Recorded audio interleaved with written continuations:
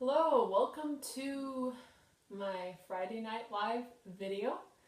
And this week, it's Good Friday, so I'm going to be talking about Jesus, and which is most appropriate, but I talk about him other than Good Friday too, because he's good. But anyhow, today's topic is going to be about faith, and a lot of times the way that faith is taught, it's in such a way that it's something that you have to pump up or work up or otherwise try to contrive by your own efforts. And what I realized is that just doesn't work. So hence, I quit. And I gave up, and it works a lot better that way. And it's just realizing your co-crucifixion with Christ. Christ didn't just die for you. He died as you, and you were in him, and you were with him, and everything that he did affected you. And when you just give up to him, you rest in him, you just say, yes, Lord, agree with heaven, stop fighting heaven, it is just rest. And it talks about in Hebrews, where kind of a foreshadowing of this whole happenings, that they were not able to enter into rest because of unbelief. And really their unbelief was that they were viewing themselves in such a way as God was not viewing them. They were putting their own opinion, their thinker above their spirit. And that doesn't work. When you're led by your head, it's like walking blind in regards to spiritual matters. And really you've got to learn how to recognize revelation. You got to learn how to recognize the spirit when it jumps inside of you and it ignites the truth, and just pay attention to that. Listen down here, listen at heart level. And in the scriptures it talks about where they heard but they didn't really hear, they saw but they didn't really see, because they're listening out of the wrong place. And that was a hardness of heart, that was really unbelief. And you could change any time with that. You don't have to stay in that place of unbelief. And like in Hebrews where it says, strive therefore to enter into his rest. A lot of times that scripture just never quite sat right in. And I got a revelation on it when I looked it up one day.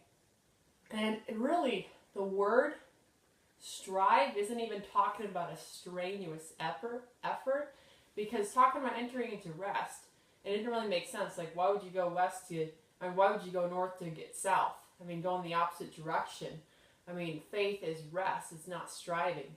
And I looked up that word, and it's not even talking about striving, it's talking about speed. If you find yourself in a place of unbelief or unrest, just moving quickly, shifting your perspective, and realizing that faith even isn't something pumped up by your own self-efforts. It's not something that you have to try to generate by willpower.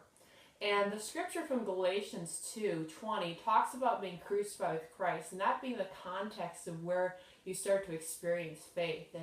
And Paul realized that it wasn't about him or trying to pump it up, but he recognized that he was in Christ and Christ was in him. That it wasn't even his own faith, but he just looked at Jesus, he trusted in Jesus, and then out of that just flows such a place of, I trust you. Because faith comes by love. It doesn't come by trying. It doesn't come by force. It comes by love, and it's so simple that a kid could get it. Kids could probably demonstrate this a lot better than a lot of adults can. And I really love just getting back to that childlike simplicity. Because when I get complicated, it gets stressful. And then I need to simplify again to let's just focus on Jesus.